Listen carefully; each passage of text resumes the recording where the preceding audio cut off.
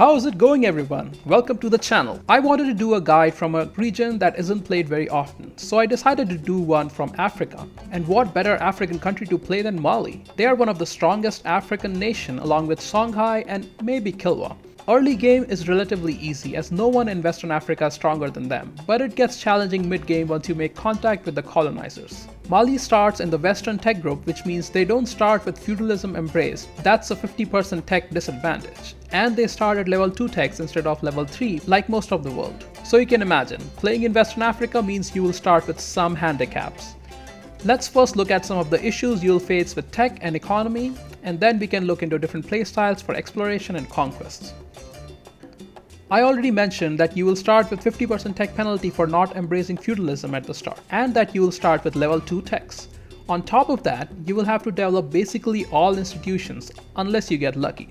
So be prepared to always be short on monarch points. Sounds tough? Well, you haven't seen your starting rulers yet, a 100 with a 111 heir. Yeah, but that's the part of the challenge of playing in Africa. The silver lining is that all nations around you start in the same tech group, so you lagging on tech won't matter early game. Although other nations don't have such bad rulers at start, so you'll have to focus hard on military tech so you don't fall behind on it. But that leads to higher military tech than admin and diplo techs, which causes unbalanced research leading to high corruption. Like here, you can see corruption of 29. That's 29% extra for all power costs. But at least you won't get any rebels. Yes, corruption has its upsides as well. You'll have to spend thousands of monarch points to develop institutions. So make sure you build some trade depots, stock exchanges, manufactories, and universities when time arrives. But there is no good way to improve institution spread for Renaissance, colonialism, and printing press. Well, you can improve colonialism spread with a colonial nation, but by that time you might have already developed it. Another way to increase your institution spread is by knowledge sharing. Improve relations with the earliest colonizers before they start deciding your provinces. They might offer you knowledge sharing if you get lucky. It costs 10% of your gross monthly income, but it's well worth it. You should also spare 100 admin points to convert your government to ICTA when you get a chance. It gives you a lot of bonuses if you have strong vassals, which synergizes well with the first Malian national idea. Mali is the richest nation in Western Africa, so you got that going for you. However, most of your income comes from the 2 gold mines, so you will get a lot of inflation. Then you will get a 3rd gold mine from Kong soon, which means even more inflation. And if you manage to conquer all of Africa, you will have 11 gold mines. But let's not get ahead of ourselves. To summarize, along with the tech disadvantage, you have to deal with the potential for high corruption and high inflation, a very bad cocktail. Because to buy down corruption, you need money, and high inflation makes everything more expensive. And to buy down your inflation, you need to spend admin points, and high corruption increases all power costs. So keep a close eye on both those modifiers and don't let them get too high. Now let's start the game and look at our early moves as Mali. First, we will look at our early colonizer strat. I call it Mal de Mer Mali. For opening moves, get your level 1 advisors, preferably inflation reduction guy. Actually, you should hire him every chance you get. Now disinherit your heir, because playing the first 50 plus years with 100 and 111 rulers is just painful. Focus admin for monarch points. You're going to beeline to admin tech 5 before you set your rivals. If you want your early game to go easier, restart until Songhai hasn't rivaled you, so you can ally them. You will still do very well even with Songhai as your rival, but with them on your side, it's really easy mode. In my experience, Songhai rivals you about 50% of the time. Set Jolof, Messina, and one of the 2 Jene and Kong as your rivals.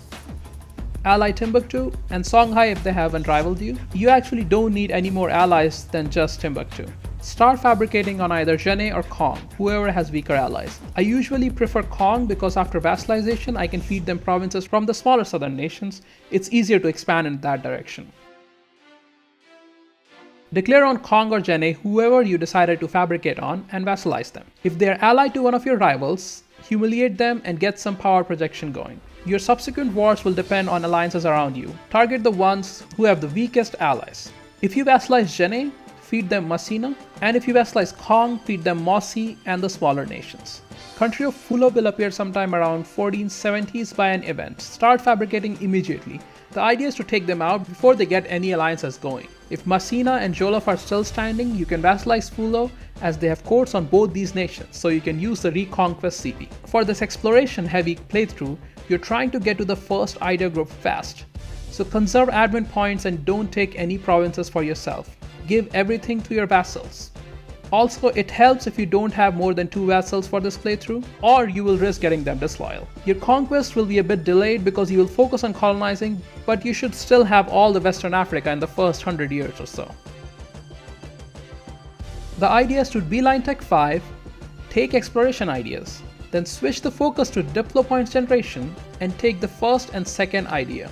Then take Diplotech 3 for colonial range and then the third idea. Then switch to military focus as you will be trailing behind on military tech by now. Get an explorer and explore the Americas as soon as possible. With this strategy, you should be able to do all this by 1480. When you can, start colonizing Brazil and fabricate on the natives. You can easily get 3 provinces from them, which means you only need to colonize 2 provinces to get your first colonial nation. Check the colonialism tab and see if you're missing something to spawn colonialism. You might have to develop one of your coastal provinces. If you get lucky, you might spawn colonialism, which would be really game changing. For ideas, obviously I start with exploration, then I go economic. I usually take the first 3 to get inflation reduction first and finish it up later when I have spare admin points. The finisher with the development reduction cost is also very helpful. Then I go defensive to deal with Europeans. After that, you can go expansion or humanist or quality depending on your situation and what you're trying to do. This early colonizer strat is more successful if the European colonizers don't arrive early and if you spawn colonialism. So it has a lot of RNG element to it. But the biggest challenge while playing in Africa is dealing with the European colonizers themselves. And we will talk about that in a little bit. First, let's look at our expansionist playstyle, the menacing Mali. Your opening moves are mostly the same as last playstyle, except you'll focus on military tech till tech level 4, then switch to admin, and try to develop feudalism by around 1460. You should also always be at war for the first 50 years or so. The AE is not an issue as the nations have different cultures and religions, and if your manpower starts getting low, start hiring some mercs, you will be able to afford it. Naturally, we are going to eat up all of Western Africa. You will have to slow down for techs though. You can full annex Western Africa by 1500, but that means you will lag behind on admin and diplotech, leading to unbalanced research and corruption. So take your time and catch up on admin and diplotech and develop feudalism and colonialism slowly. One trick to hop onto Central Africa is to leave Benin or whoever is the southernmost nation in your area alone till they ally Congo. Then attack them and take just 1 province from Congo, so you get a foothold there. Remember though, later in the game, the uncolonized provinces in between Western and Central Africa might be colonized by someone who wouldn't give you access, so have your transports ready. You can hop to Eastern Africa similarly. Around 1540s, Morocco gets an event where they get a core on Tuat. This could be an opportunity to take some North African land if Morocco is weak. For ideas, I always open with economic and get the first 3 ideas for inflation reduction, then finish the idea groups later. Then I go defensive for the extra morale, then exploration because you still have to colonize some provinces. For example, the 2 provinces in the east, so you can start your eastern expansion. After that I go humanist because rebels are a real problem and Africa is a big place. It takes a while for your armies to march around. Next, I like to go quality, offensive and admin. The order depends on my monarch points generation and the tech situation. You will encounter the colonizers by late 1400s, and they will be an existential threat if you don't deal with them timely. Here are a few ways to handle them. Keep improving relations as soon as you encounter the first colonizers. Also, keep improving relations with Morocco since the start. They might ally Jolof, which means your relations will suffer, but keep improving anyways when your diplomats don't have anything else to do. You might want to ally them later if they are the biggest nation in North Africa. Ally at least 1 colonizer. This is key. You have to ally at least one of them and hope they are doing well in Europe. Even if you manage to ally a colonizer, there will be someone who will declare against you in the first 20 years of their arrival. You will be a couple of military techs behind them, but you're still small enough that you can defend easily.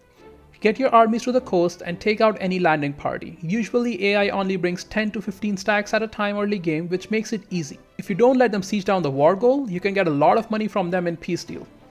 The only way to deal with subsequent European attacks is by alliances, because there will be more attacks. Look for strong allies, improve relations with whoever is the strongest North African nation. Mamluks are another strong choice if you can ally them.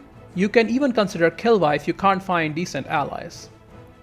Find an opportune time when the European power who has colonies near you is busy in another big war. Declare on them and siege down the war goal. You should be able to get enough war score to at least get white peace, which means you don't have to worry about them for 5 years. And if you get lucky, you might be able to get all their colonies near you, which means they won't have a foothold in Western Africa, making your future wars easier.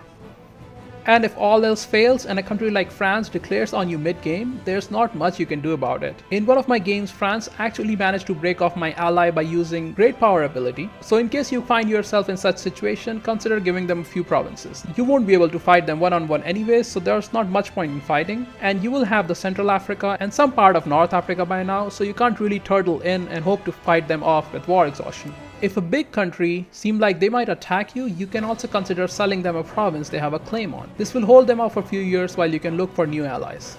And that's the end of this guide. Playing in Africa has its own challenges, and the gameplay also differs from what you get in Europe. But that's the replayability we all love in EU4. I also wanted to take this chance to thank all the people who have subscribed. It feels great that these guides are helping some EU4 players. As always, thanks for watching, and I'll see you in the next one.